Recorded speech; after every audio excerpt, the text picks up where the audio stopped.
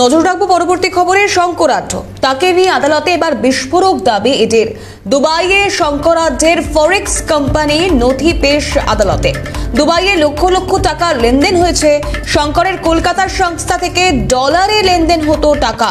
ভারতীয় মুদ্রায় ৬৬ লক্ষেরও বেশি টাকা পাঠানো হয়েছে। তবে এই টাকার সঙ্গে রেশন বন্টন দুর্নীতির টাকার যোগ আছে কিনা তা খতিয়ে দেখা হচ্ছে। মেঘা আমাদের প্রতিনিধি রয়েছেন এই মুহূর্তে টেলিফোন লাইনে। মেঘা, কি আপডেট?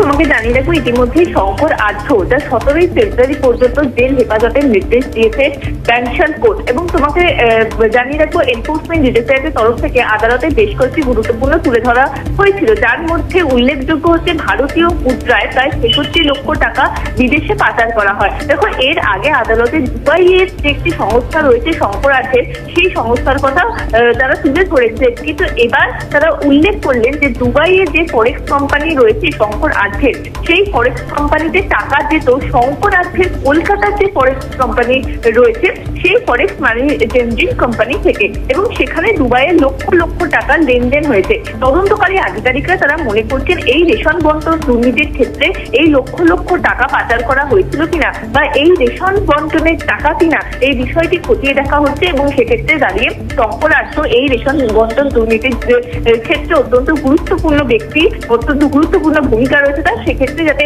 জামিন তার খারিজ হয়, সেই আবেদনের ক্ষেত্রে কিন্তু এই বিস্ফোরক তথ্য আদালতে তুলে ধরে তদন্তকারী আধিকারিকরা। বেশ, ধন্যবাদ মেঘা। মেঘা রায় আমাদের প্রতিনিধি ছিলেন আমাদের সঙ্গে টেলিফোন লাইনে।